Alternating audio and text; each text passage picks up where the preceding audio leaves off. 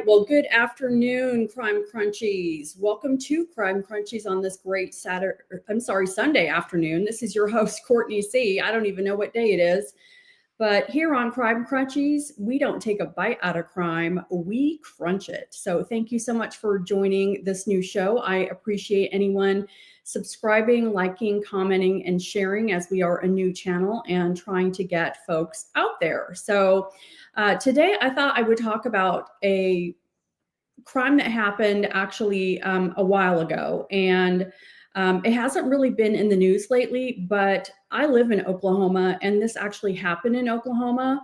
And it is something that I have been interested in and following. And I thought I would talk about it today and kind of let you know where everything stands with this case. So let's go ahead and talk about God's Misfits. So on April 13th of 2024, yes, Veronica Butler was going to be visiting her children for her supervised visitation. Her children at the time resided with their paternal grandmother, Tiffany Adams. Tiffany Adams is the mother of Wrangler, who is Veronica Butler's ex. And while Wrangler was actually in jail at this time, Tiffany Adams, who had become very, very entangled with the children, was trying to actually get full custody of the children, and in the past had made up some allegations about Veronica Butler having the children be around somebody who might have essayed with one or more of the children. So Tiffany Adams had the children, and at this point in the custody dispute between Veronica Butler and Tiffany Adams, since Wrangler was in jail, Tiffany Adams, they had just gone to court, and the judge was giving the children back to Veronica because they had determined that Tiffany Adams had lied and was actually not letting any of the parents see the children.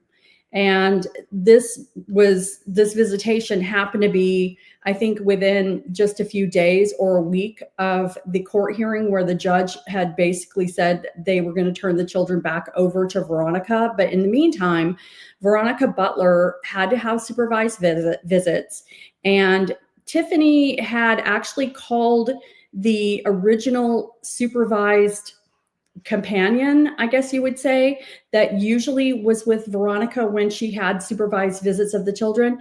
And Tiffany had let this person know, hey, you know what? We don't need you on the next visitation on March 30th of 2024. So Veronica, it was up to her to actually get somebody else to supervise. And she asked Jillian Kelley, who was a family friend, the preacher's wife at the church where Veronica attended. And so Jillian Kelley and Veronica Butler drove down from Hugoton, Kansas. So Veronica Butler, age 27, of Hugoton, Kansas, mother of two, was involved in a custody dispute with her children's paternal grandmother, Tiffany Adams.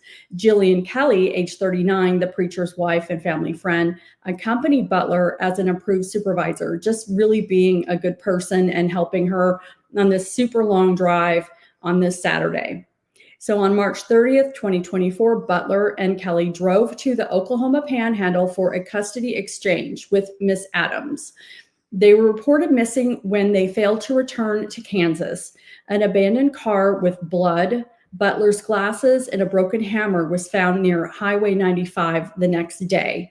And I just have to say, going into this and giving you guys updates, there's a group of 5 people that were arrested, are still incarcerated in Guymon, Oklahoma. And I just have to say, for as wealthy as these people were, they definitely were a few rocks short of a boulder, if you know what I mean, because I'm not sure how they thought they were going to do this crime and get away with it, considering people knew that Veronica was going to be meeting Tiffany Adams for the handoff of the children that day.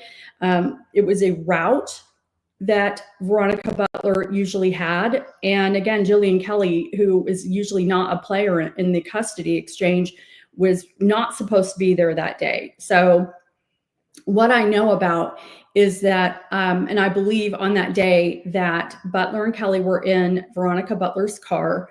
They were on Highway 95. And I think that part of the plan with these 5 alleged Emmers, I think that somebody had a trailer kind of hijacked or jacked up on the road, and Butler and Kelley had to stop. And because they stopped the car, that is where the attack apparently happened. And we're going to talk more about that. But the grisly discovery of their bodies happened on April 14th, 2024, when their bodies were discovered buried inside a chest freezer on rural land in Texas County, Oklahoma. The scene included disturbing items: tasers, duct tape, knife, and evidence matching stun gun use. So the list of suspects, before I go into any more of this, is Tiffany Adams, 54, the paternal grandmother. She is the alleged mastermind. Tad Burt Cullum, 43, Adams' boyfriend, and Lan Lessie, where bodies were dumped. Cole Earl Twombly, age 50, and Cora Twombly, age 44, they're married, allegedly act as lookouts. And then there's a 5th suspect that wasn't arrested until April 24th, and that was Paul Grice. All suspects face charges including first-degree murder, kidnapping, conspiracy, plus allegations of body desecration and unlawful removal. And again, really the motive was this custody dispute. I think that there had actually been some past attempts on Veronica Butler. And okay, so get this. This group, they called themselves God's Misfits. I think that they thought, being up in the Panhandle, they're cattle ranchers, kind of a lawless area, if you get my drift. They had gone to Veronica Butler's home before and had actually sat kind of on the street waiting for her to come out. And I mean, I can't make this up. I wish I was making this up, but I could not make this up. This group of fumbling bumpkins had actually wanted to lure her from her home and drive a truck in front of her and throw an anvil off the back of the truck to, I don't know, go through her windshield. I mean, they had talked about unaliving her with an anvil. And this is like Roadrunner, and what was a Roadrunner and the Wile E. Coyote, okay, throwing the anvil. So again, these guys are not the smartest group in the batch, but it even goes further. So Tiffany Adams, thinking, oh, no one's going to figure this out. Okay, we have the perfect plan. I'm getting those kids. Veronica ended up not coming out of her home that day, so they couldn't throw the anvil on her vehicle. But what Adams did was she went to a Walmart in Guymon, Oklahoma, which has cameras in every single aisle. They record everything. They keep their tapes. They don't ride over them. She goes, and she's so smart. She buys 5 burner phones. She buys stun guns. She's got yellow straps. Okay, all on camera. She's got these burner phones. I think that Cora Twombly's teenage daughter sees Cora plugging the burner phone in and charging it. So there's these extra phones just sitting around the house. So they weren't hiding them. And I would even have to guess that Tiffany Adams probably used her debit or credit card buying these burner phones at Walmart. Again, hello, people. In this day and age, they can trace burner phones. They can figure out what burner phones are. Burner phones aren't going to save you, and you're not committing the greatest crime of the century. Okay. So they found all this evidence, and along with the bodies, okay, there were hats, gloves, there was DNA, knives. So they basically had, so Tad Burt Cullum, Tiffany's boyfriend, had been renting this land of a neighboring cattle rancher and said, hey, neighboring cattle rancher, don't mind me. I'm going to have a backhoe out there. Just go on about your business. So he goes on the day before their meeting, Veronica Butler, he goes and digs out a big hole on mind you, he's renting the land. He doesn't own this land. He takes a big backhoe, digs a hole so it's all ready to go. No one's ever going to look there, right? Okay, duh. So they've got this hole already dug on this rental property up in the country. They take this big long trailer. I think that the Twombly's were the ones that were acting as lookouts. They have this trailer jackknife, so Butler and Kelley have to stop on the road. And I'm not going to go into what happens. I've got some videos that I'm going to play in a little bit. But basically, they perpetuate this attack, and they are successful in getting these women unalived, and we're not sure exactly how they transport them, if they're both in this trailer, but they transport them back to this rental property. They put the bodies in this chest freezer, bury it with the backhoe, cover it up with fresh hay, so it's not like it's going to stick out or anything like that. No, again, because they're so smart. They dump their stuff in. But the really sick thing here is Courtney Twombly. She has a 16-year-old daughter. They take this trailer back to their property. She has her 16-year-old daughter clean the back of the trailer out, and involves her daughter, her teenage daughter. And the teenage daughter knows something has just happened. She'd seen the burner phone the day before. She's now cleaning this mess out of this trailer. I mean, that's horrible. I mean, really, really, really bad. So, I mean, just really selfish, very, very selfish. So since this time, and I think that they kind of got busted, because the women were reported missing, but all roads led back to Tiffany Adams. Their car was there. I think that the sheriffs ended up going out to the Twomblys, and I think they questioned the daughter, and the daughter was honest and told them what had happened and what had occurred. And so the ruse was up pretty much right away. I mean, this was pretty quick that they were arrested, and the case was closed and they knew what happened. But when I mentioned that there was the four were arrested April 13th. This happened March 30th. There was a fifth person that was arrested, Paul Grice, on April 24th. He's 31. He's younger. He was arrested because I think that police had suspected him, but they were waiting to get more information and more evidence on him. But Paul Grice, again, not the smartest bulb in the batch, had been asking people, hey, how long does DNA last underground when you bury it? And pretty much, Paul, here's some information. You probably know this now, but DNA does last like forever, as long as it isn't wet. So your DNA, people were saying that he was, talking about weird things and asking weird questions about DNA. And so people, knowing that these women had gone missing, knowing that Tiffany Adams was related to Veronica Butler via the children, I think people were putting 2 + 2 together. So that is the background of the story. Right now, there is, I'm pulling up, let me share my screen. We can take a look at some different articles. I'll just share the whole one here. All right, so let's go to this guy. All right, make sure you guys can see that. Let me do this because I'm getting some. Do that. Present. Share screen. Technology.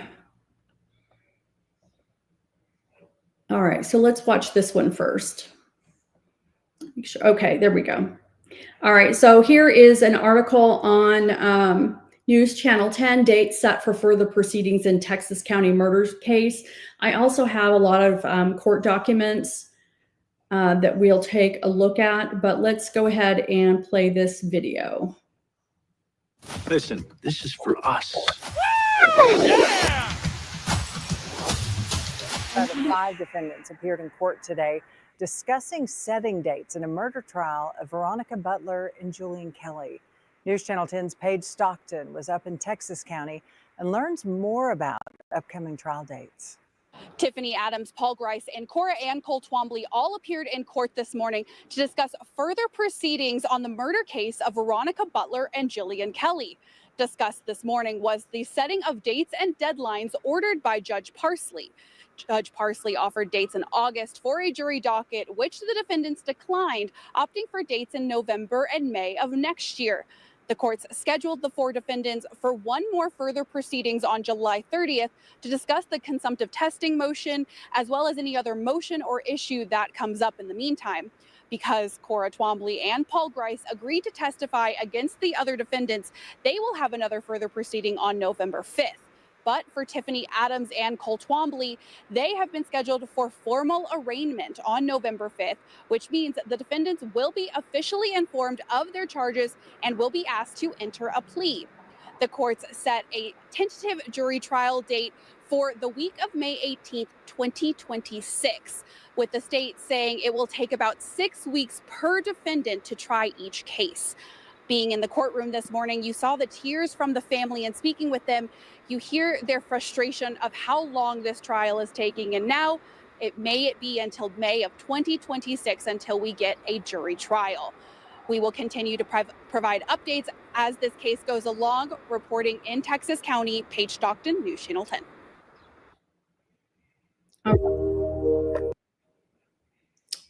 I also wanted to play,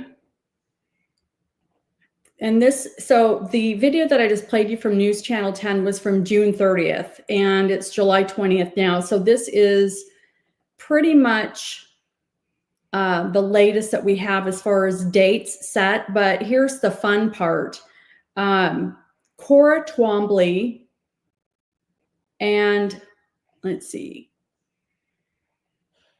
I think that Cora Twombly is going to work with the prosecutor, and she's turning against Tiffany Adams because, again, Tiffany was the ringleader, and Cora Twombly is probably going to take a plea deal of 30 years before she can get paroled. And part of her plea deal is also that her daughter does not have to testify. And it's like, wow, you actually care about your daughter now. Maybe you should have thought about that before you asked her to clean blood and guts out of your trailer. So apparently Cora Twombly took a plea deal. I'm trying to read here. Some of the interesting things, it looks like, okay, so Paul Grice, I want to play this one. Here's a video talking about the plea deal. So let me get this one on. 2 plea deals. We will share this video, and this is from KSN, from a preliminary, and this is from 7 months ago, but I think this one is helpful to talk about some of the deals that part of the group, because there were some that were just lookouts and there were some that were active participants in the unaliving. So they're definitely turning against Tiffany and some others. So let me play this right now. Good evening. Thank you for joining us tonight. I'm Jeff Herndon. Continuing coverage now of a story we've been tracking for you all day. Preliminary hearings for 2 of the 5 suspects accused of murdering Jillian Kelley and Veronica Butler are happening this week. Cora Twombly and Paul Grice both took plea deals. As part of that, they testified in court today. Julia Thatcher and Peyton Steiner have the only Kansas cameras at the courthouse in Guyman, Oklahoma, with a look at what new testimony revealed. We learned Paul Grice killed both Jillian Kelley and Veronica Butler.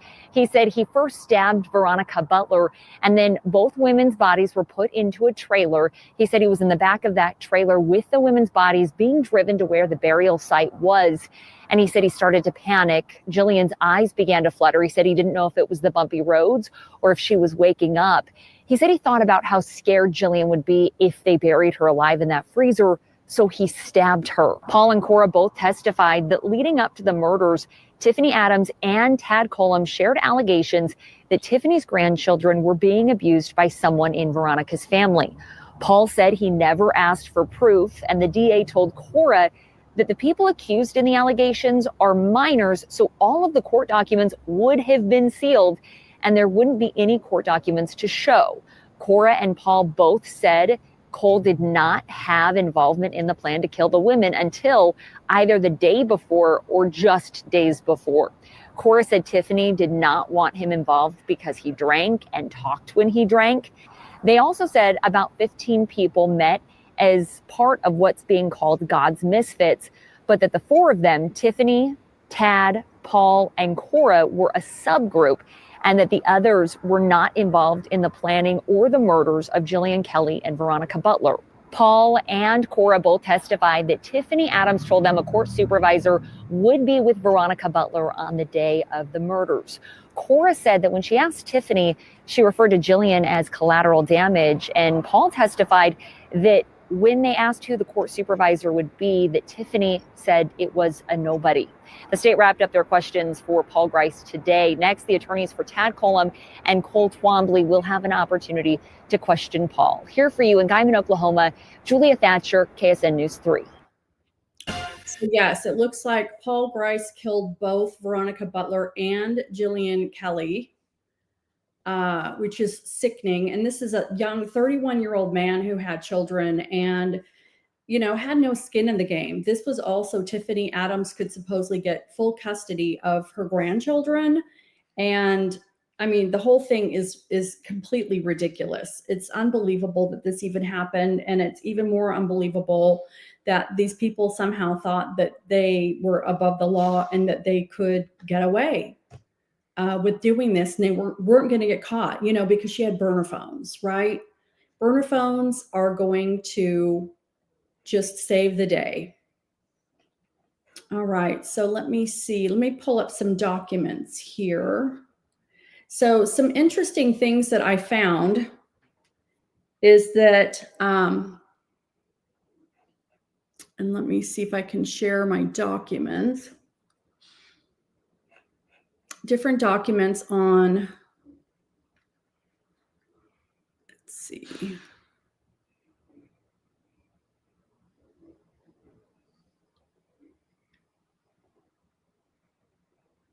Go to this window.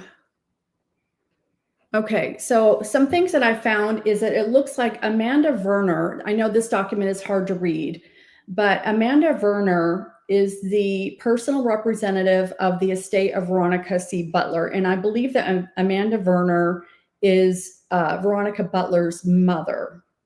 So she's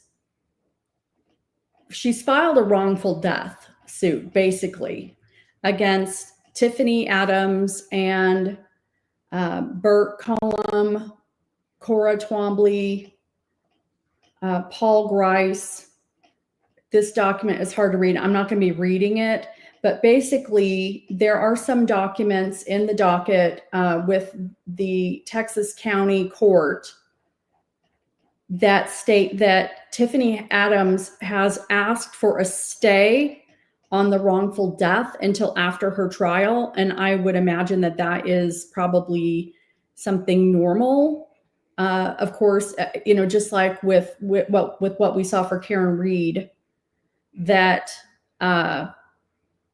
they want to get through the court, you know, the criminal trial first,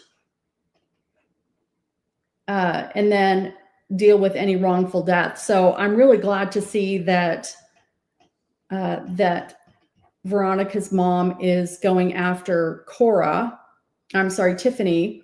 But I think one of these documents, trying to see if this is the one or not. One of the documents, let me see. Let me pull up a couple of these. Okay, this is the one that I wanted to share. So this has been filed with Texas County, and this is from Tiffany Adams. Let me make sure that I have the right window.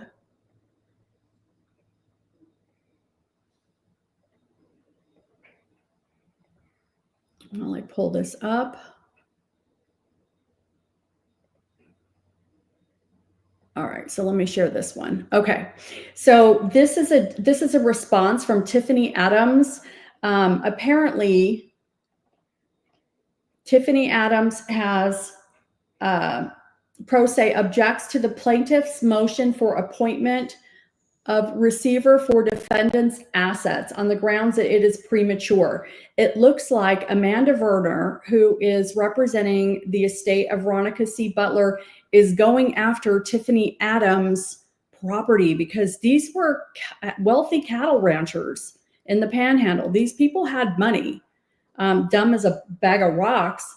And this was filed July 14th. This is fresh off the press. So I don't think anyone on the YouTube has shared this document, but literally 6 days ago, Tiffany Adams has she's objected to plaintiff's motion for appointment of receiver for defendant's assets. Tiffany Adams, pro se, objects to the plaintiff's motion for appointment of receiver for defendant's assets on the ground that it is premature.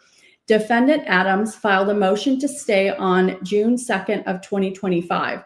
The stay that she filed is so that any wrongful death has to wait until after the criminal trial. Plaintiff answered and filed plaintiff's motion for appointment of receiver for defendant's assets on June 16th of 2025. The plaintiff's motion on page 2 and 3 contains allegations there is substantial and imminent danger that the defendants in this case are disposing of, selling, or otherwise deteriorating and wasting financial assets during pending of this suit and will continue to do so. Then lists several exhibits of 2 of defendant Adams' adult children assuming the mortgage on the real estate property released from Chris Floyd, CEO, Dream First Bank. The key words are mortgage, not free and clear, and released by Dream Bank, not released by Tiffany Adams. Foreclosure was pending, which is also what happens when payments are not made. The 2 adult children are now burdened with a 40-year mortgage. Oh, wow. She had a 40-year mortgage on her ranch. The plaintiff never had her home in Texas County, Oklahoma. The plaintiff, Werner, had her home in Texas County, Oklahoma, foreclosed on January 13th, 2021, and now lives in a rental home in Ulysses, Kansas. She understands the process. Plaintiff's petition seeks to recover money damages for tort claims based on an alleged conspiracy to kidnap and kill the plaintiff's decedent, Veronica Butler, pages 1 and 6. Arguments. Plaintiff asks this court to appoint a receiver over the assets of all defendants, but Adams has a pending motion to stay to assist her in the preservation of her rights under the state and federal constitutions by postponing her participation in this case pending the outcome of the criminal proceedings against her. The court has yet to consider and rule upon the motion. Therefore, this motion is premature. The appointment of a receiver is a harsh remedy before trial has been completed. The defendant, Adams, can't answer the plaintiff's petition without self-incrimination. The court should decline the appointment of receiver over Adams' assets until it has considered and ruled upon Adams' motion to stay. Conclusion. First, the court has to consider whether Adams should be forced to jeopardize her constitutional rights against self-incrimination while defending herself in this case, while the related criminal case against her is still pending. No consideration should be given to the plaintiff's present motion until Adams' motion to stay is addressed. Respectfully, Tiffany Adams. And I am just going to bet my bottom dollar that her attorney wrote this out because Tiffany Adams is a ding-dong and there's no way she could have put this together. She does not play an attorney on TV. She's not on Guyman, Oklahoma CSI, and there's no way she could have put this together. But I can see why the court probably would continue the motion to stay, considering so with basically what this is saying, and again, I'm not an attorney, but I think I'm smart enough to understand that the wrongful death cannot go before the criminal trial, because basically Tiffany Adams would be incriminating herself if she admitted any guilt in order to hand her assets over to Veronica Butler's estate and or the children, with those poor kids, because the father's, I don't know where the father is, but hopefully they're not with the father, because I think he's a nut job too. But basically Tiffany Adams is wanting the court to hold Amanda Werner off until the criminal trial. And I know Tiffany Adams is in no hurry for her trial. That sounds like it's not even going to be until May of 2026. So, and I think she's hired a paid attorney. Some of the folks actually ended up with public defense attorneys, but some of them are actually paying out of pocket. So I think Tiffany is one of those. I think a few of them that knew they were in hot water are paying out of pocket for some attorneys up there. So I thought this was very interesting, and sorry I didn't read it very well. This is handwritten.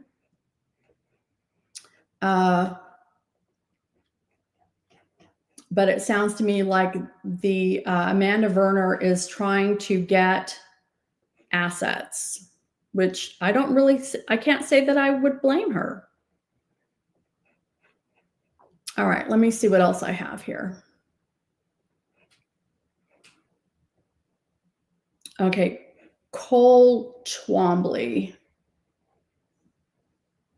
So Amanda Werner, let me share this.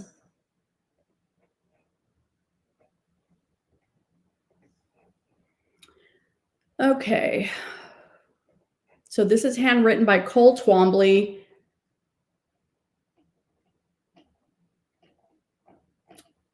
If I can, yeah, this is Cole Twombly. He is, he's being sued by Amanda Werner as well. And looks like this was filed on May 14th. And because she's suing for wrongful death. So basically she's suing a whole list of people for wrongful death. And I'll talk about that probably in the next document. But they all had to respond. And so it looks to me like if you're in jail, you just need to have a piece of paper, your case number. It needs to look somewhat official. But basically, she is suing wrongful death. And Cole Twombly basically just said, I systematically reject this document in its entirety as it is utterly lacking in truth and credibility. So whatever document he received being sued by Amanda Werner, I don't know how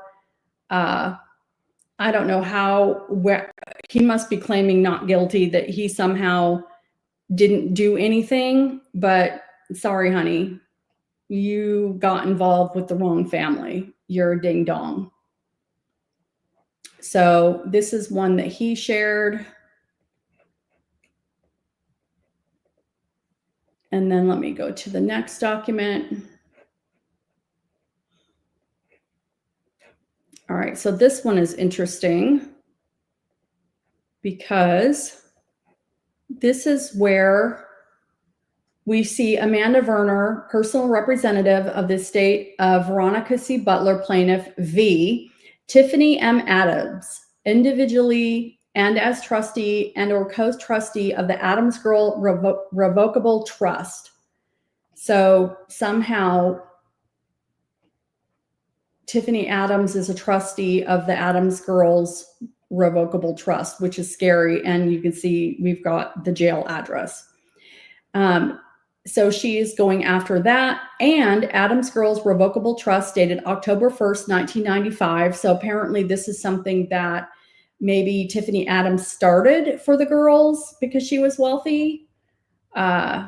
Interesting. And the Clyde E. Adams Revocable Living Trust dated June 23rd, 2005. And maybe this is Tiffany's relative, maybe her father, that there's a living trust in Clyde E. Adams that Veronica, I'm sorry, Amanda Werner for Veronica Butler's going after. And she's suing Adams Family Farming Ltd. To Texas County Jail, and Carrot Top Weed and Pest Control, registered agent Tiffany M. Adams, and Cole Twombly. So she's getting Cole Twombly and any business or trust that Tiffany Adams is tied to, and Cora Twombly, and Twombly Cattle Company. Oopsie doopsie. There you go. So I don't blame her. I haven't seen anything from Jillian Kelley's family, but God love them, because I'll tell you what, her 4 children, for just being a good Samaritan, a good Christian, was unalived because of these nut jobs.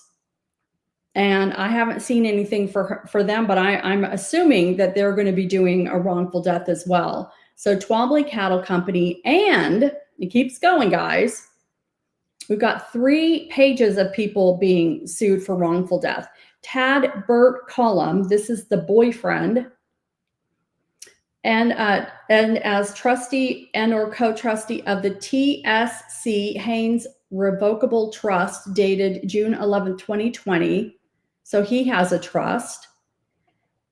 And TSC Haynes Revocable Trust dated June 11th, 2020. Somehow they found out his trust. And Cullum Farms, Tad Cullum. And here's this guy, Paul Grice. Well, they're not going to get anything out of him. He's 31. He's dumb. All right, wrongful death petition for damages and to in-state receivership of assets. So this is what the previous responses I read, this is what they're responding to. Comes now plaintiff Amanda Butler Werner as personal representative of decedent Veronica C. Butler by and through her undersigned counsel, and for her wrongful death petition for damages and to in-state receivership of assets herein after plaintiff's petition against defendants Tiffany M. Adams individually and as the trustee and or co-trustee of the Adams Girls Revocable Trust, the Clyde E. Adams Revocable Living Trust, Adams Family Farming Ltd., Carrot Top Weed and Pest Control, Cole E. Twombly, Cora G. Twombly, Twombly Cattle Company, Tad B. Cullum, trustee and or co-trustee of the TSC Haynes Revocable Trust, Cullum Farms LLC, Cullum Family Farms LLC, and Paul Grice and State allege and aver as follows. Parties. Paragraph 1, plaintiff Amanda Butler Werner, hereinafter plaintiff, is and at all times relevant hereto was a Kansas resident and the personal representative of the estate of decedent Veronica C. Butler, and is therefore the individual entitled to bring a cause of action for the wrongful death of Veronica C. Butler pursuant to 12 OSA 1053 for the benefit of the wrongful death beneficiaries under 12 OSA 1053B. Decedent Veronica C. Butler, hereinafter decedent or Veronica, was the daughter of plaintiff and at all times relevant hereto was a Kansas resident. Paragraph 3. Defendant Tiffany M. Adams, hereinafter Adams, is an individual that was residing in Keys, Cimarron County, Oklahoma, at the time of the occurrences that formed the basis of this petition.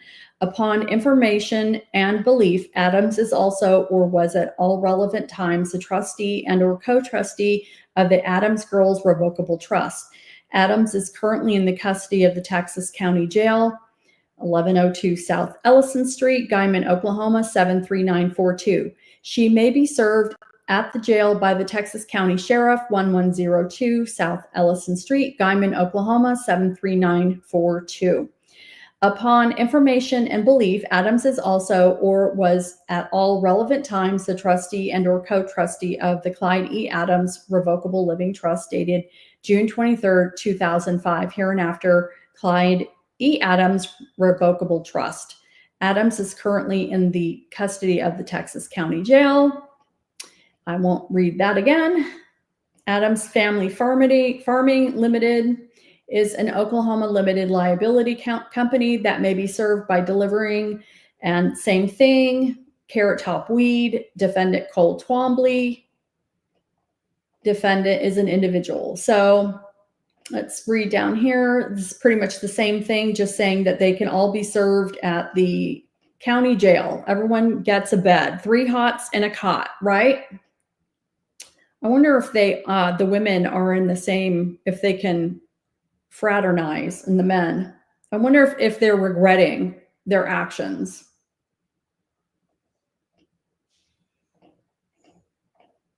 All right, so here are the facts common to all counts. Custody dispute. Veronica C. Butler was a mother of 2 minor children with Wrangler Rickman. Defendant Adams is the mother of Rickman and grandmother of the children. In 2019, Veronica and Rickman separated, beginning a protracted and bitter custody battle over the children between Veronica and Rickman in Cimarron County, Oklahoma.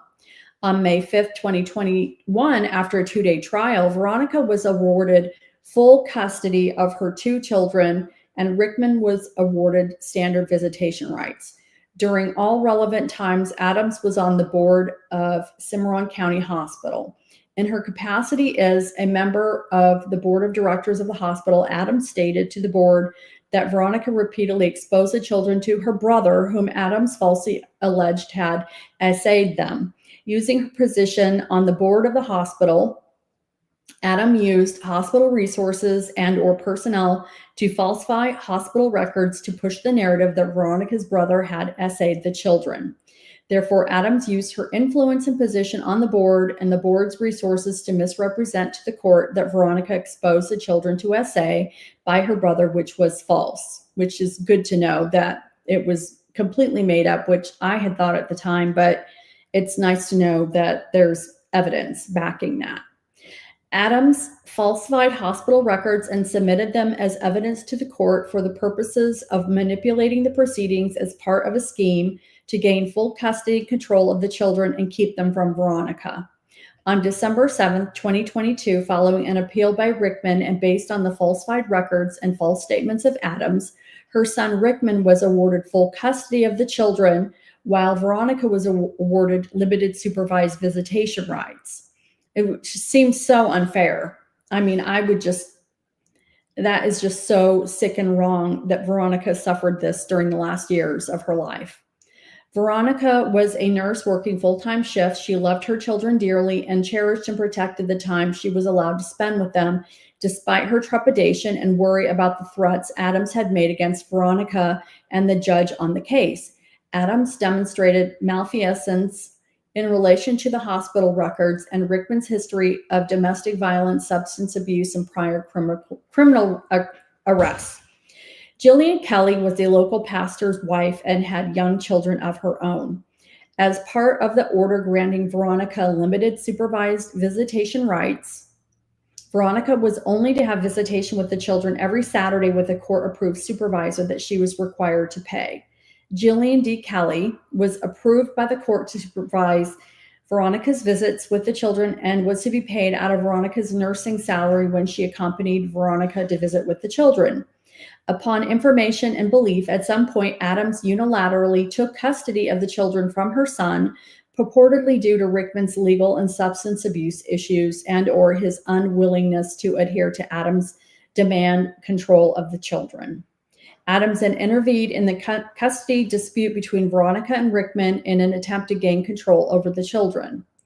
I don't know if she wanted to get control over the children because she genuinely loved the children and was a control freak and just wanted them to herself, or if the children were tied to some trust, did she want to get control of the children so she'd have access to the trust? I don't know. I haven't heard what her motive was, if it was genuine love for the children, but either way, she went around it the wrong way, either way. In mid to late February of 2024, Adams began making overt threats against the Cimarron County judge overseeing the custody battle in an effort to intimidate the judge into awarding Adams full custody and control of the children. As a result, the judge was placed under police protection. Oh, that's the best way. if you want to get custody of the children, this is textbook. This is exactly what you do. No, it's not what you do. Okay, I'm being sarcastic. As a result, the judge was placed under police protection. Adams made specific statements about knowing where the judge resided and the path that she walked to work. On or about March 13, 2024, the court discovered that Adams had been illegally withholding the children from both of their parents. This is probably when the court discovered that she had made up all of this stuff. On or about March 18, 2024, Veronica filed a motion for extended visitation with her children. On March 22nd, 2024, Wrangler was admitted to a court-ordered rehab facility after being jailed for violating his probation by being a felon in possession of a gun after serving time for a domestic violence charge against his current wife, who was pregnant at the time he assaulted her. Wow. I did not know that. Yikes. Paragraph 36, given the discovery by the court that Adams had not only used her board position to falsify hospital records, but also used them to deceive the court, as well as the negative ruling against Adams and Rickman's legal and substance abuse issues resulting in his admission to an inpatient rehabilitation facility, it became increasingly likely and apparent to Adams that Veronica would soon be awarded custody of the children and Adams would lose control over them. Wow. And that's probably exactly what should have just happened. I mean, what a nightmare.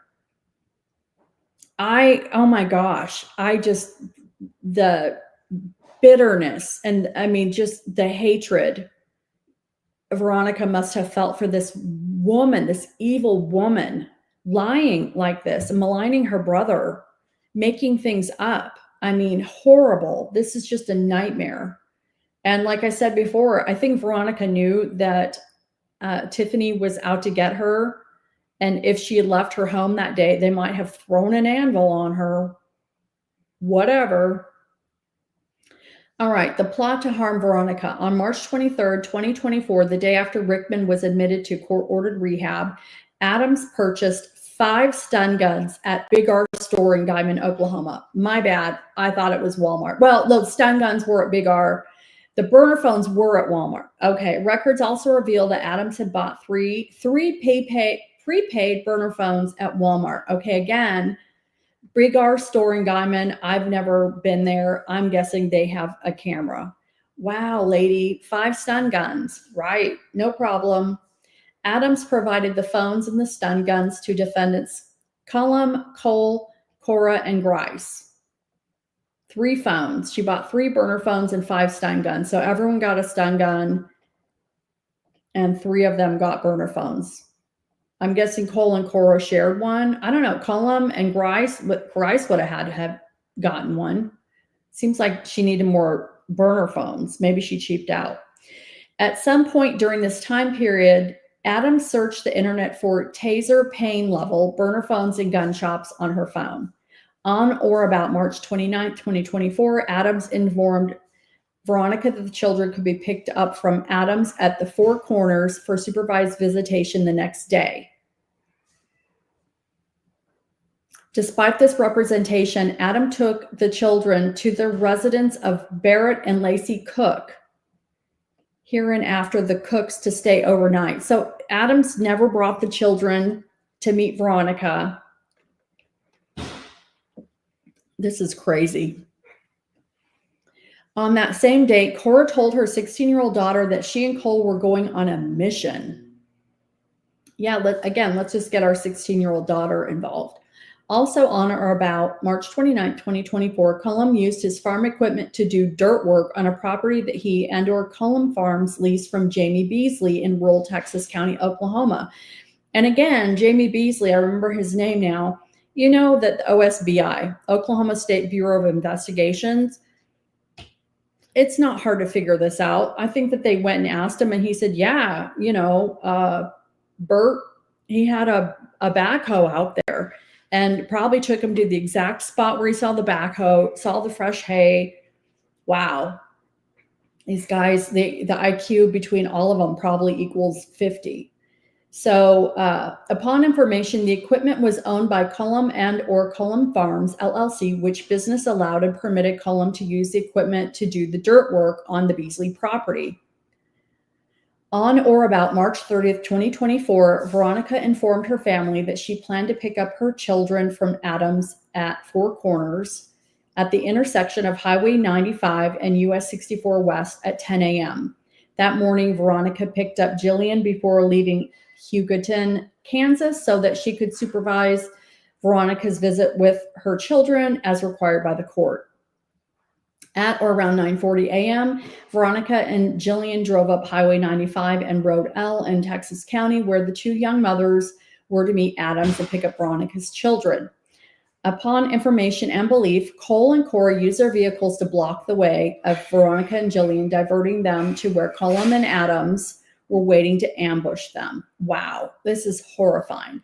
Upon information and belief, the vehicles used by Cole and Cora to block the road were owned by Cole and Cora and or Twombly Cattle Company, which business allowed and permitted Cole and Cora to use the vehicles. Upon information and belief, Cole, Cora, Cullum, and Grice used the stun guns that were purchased and provided by Adams to threaten, intimidate, and or inflict pain on Veronica and Jillian in an effort to further the scheme to secure full custody and control of the children by Adams. At or around 10:16 a.m. to 10:35 a.m. on March 30th, 2024, Cullum used a vehicle that either he owned or was owned by Cullum Farms to transport Veronica and Jillian to Beasley's property, where he had dug a hole, i.e. performed dirt work, using a skid steer and other farm equipment on Beasley's property. Upon information and belief, Cole, Cora, Cullum, and Grice's uses of stun guns, burner phones, and vehicles provided by Adams led to and directly caused or contributed to the deaths of Veronica and Jillian. Cole, Cora, Cullum, and Grice placed Veronica and Jillian's bodies in the 10 to 12 foot deep hole inside of a deep freezer that Cullum and Grice had deposited the women's bodies into. The bodies were not embalmed, cremated, or treated with any appropriate care and dignity. Cullum and the others then backfilled the hole using dirt, cement, and old parts from farm equipment located on Beasley's property to cover and conceal the two moms' bloody bodies. Imagine being this Beasley guy and owning this property. I mean, and them using machinery. I mean, wow. Before noon on March 30th, 2024, Cole and Cora returned to their home and reported to Cora's daughters that things did not go as planned, but that they would not have to worry about Veronica again. Cole and Cora then instructed Cora's 16-year-old daughter to clean the vehicle they had used. When Cora's daughter asked why Jillian was targeted, Cora and Cole responded that it was because Jillian had supported Veronica in the custody battle for the children. At or around noon on March 30th, 2024, Adams picked up the children from the home of Barrett and Lacey Cook. By the afternoon of March 30th, Veronica's friends and family realized she had not arrived with the children as she had told them, and began to worry about her whereabouts and safety. Veronica's friends and family then mobilized to search for Veronica. Veronica's vehicle was found abandoned near Highway 95 and Road L, south of Elkhart, Kansas, where she and Jillian had been brutally ambushed by the defendants. Blood was discovered on or around Veronica's vehicle, as well as Veronica's glasses and a broken hammer. I mean, same day. They knew, same day. They like, let's go. Everyone load up. Let's go look for Veronica and Jillian. And what a nightmare. I would be freaking. That's horrible. On April 13th, 2024, Cole, Cora, Cullum, Grice, and Adams were arrested. And that's not accurate, because Grice did not get arrested until later. Were arrested and charged criminally, and a search warrant was executed on Beasley's property so that law enforcement could search for a possible burial site. On April 14th, authorities recovered Veronica and Jillian's deceased bodies from the bottom of the 10 to 12 foot hole filled with cement, dirt, rocks, and equipment parts. Defendants associations. Adams, Cullum, Cora, Cole, and Grice are connected via a cultish and fringe group who believe their children should only be educated in their own small town or small school. Moreover, defendants consider themselves to be sovereign citizens who are not subject to and do not have to obey the laws of the individual states or the United States. Courts have to obey the laws of the individual states or the United States. Courts have recently explained the hallmarks of sovereign citizens. Such defendants contend that the United States is a corporation, believe that courts do not have jurisdiction over them, believe that all crimes are commercial, and that they must consent to the jurisdiction of the courts in order to subject to them. In addition to securing complete custody for the children for Adams, defendants hope to integrate and indoctrinate the children. This is the God's Misfits. Upon information and belief, Adams has also made attempts to ensure that none of Rickman's assets could be obtained by Veronica via the children. Maybe that has to go back to it, that what I said earlier, that Tiffany Adams might have been more concerned once Veronica and Rickman, Wrangler Rickman, divorced. She probably knew that the children had a trust. There might be money there, and she was probably never going to let Veronica ever get that money. So maybe it was more about the money than just loving the children. Upon information and belief, in an attempt to conceal and shelter assets from Veronica, Adams transferred several assets into the Adams Girls Trust, Adams Family Farms, and Carrot Top. Upon information and belief, as part of his own recent divorce, Cullum has also attempted to move assets into Cullum Family Farms. He must have divorced someone else. Upon information and belief, because Cullum was Tiffany Adams' boyfriend. Interesting. Upon information and belief, defendants and each of them have moved their assets into their respective businesses and trusts in order to shield them from any judgment the plaintiff may obtain from them. They're all in LLCs. Looks like they moved their money there. They're moving their money. All right, so here is assault and battery. Defendants Cora, Cole, Grice, and or Cullum, by use of a stun gun, hammer, knives, their vehicles, farm equipment, and or their own bodies, made intentional, harmful, offensive, and unlawful contact with Veronica and Jillian, resulting in their death. This is 32 pages, so I'm gonna... Okay, so here we go. Wherefore, for this count, I, plaintiff, respectfully request that this court enter judgment against defendants in an amount that is fair and reasonable in excess of $75,000 to compensate plaintiff for the damages sustained by the death of Veronica, which includes economic and non-economic damages, including but not limited to medical and burial expenses, mental pain and anguish suffered by Veronica, pecuniary loss and grief and loss of companionship of her daughter, and any other damages available under 12 OSA for prejudgment and post-judgment interests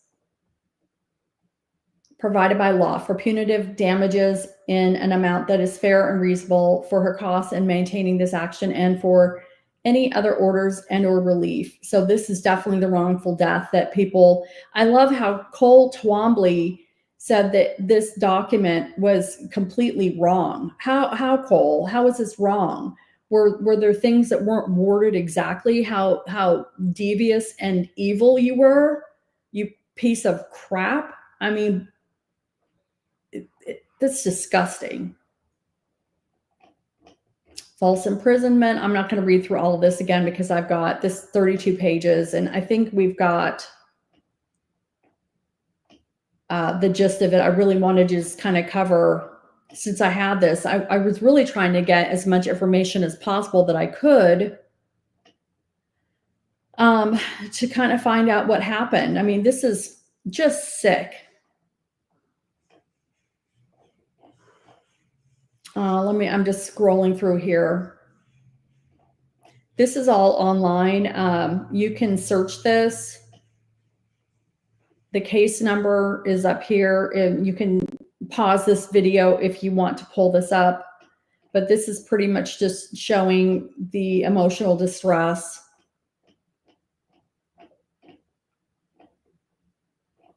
So I'll just close this out. I think that we got the gist of it. But I mean, this is just horrible, horrible and sick. People are sick.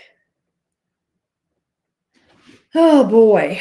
Well, so I wanted to just kind of give an update, as you can see why I might be so interested in this case, because it's just horrifying. I mean, people are so cruel. I don't understand what makes people do these things. And I listened to the Interview Room with Dr. Gary Brucato, and he has a book out, The New Evil. I'm going to be doing a video on his book, The New Evil, and I'm going to be reading short excerpts, because in the book, he and his co-author actually have studied mass murderers, serial killers, all different types of these people who are sick and unalive people. And he actually is able to build categories of different types of unalivers. And it's very fascinating, because he can actually build profiles. He's got, I think, going back, I think it was like over 100 years, he's got every mass murderer, serial killer in a database, and characteristics about, you know, who they were, what their age was, kind of their background. And so he's able to take this information and kind of put everything together. And he did a full profile along with others from the Cold Case Foundation. And he actually pinned Bryan Kohberger perfectly. You know, after the Idaho 4 unaliving happened, he actually went on with the Interview Room, and he and others actually put together a profile, and they nailed Kohberger. So I'm going to be talking a little bit about that in another episode. And I'm very interested to see where Tiffany Adams would fall in his, you know, new evil categories. It's fascinating to me. But we've got that coming up, and we've got some other updates I'm going to be covering on Stephen Stearns. He's got, oh boy, he's got a plea hearing tomorrow, and this one does not surprise me at all. Tomorrow, July 21st, Monday, July 21st, Stephen Stearns, who is supposed to be going into trial for his CSAM and images he had on his phone. He was supposed to be going into that, and then later was going to be doing the unaliving trial separately. But I mean, I'm not shocked. He's gonna plea out to both. Why would he sit through this? Why would he have a trial? There's so much evidence for everything. So I'm gonna probably do an episode tomorrow on that after that hearing occurs, because I definitely want to talk about him. But anyway, Crime Crunchies, thank you for hanging in with me. I hope that this case was as interesting to you as it is for me. I will update some other notes in the discussion, but please, again, please subscribe, like, share, and comment, as we are a new channel, and I appreciate your support so much. Thank you so much, Crime Crunchies, and we will see you next time. Take care and be safe.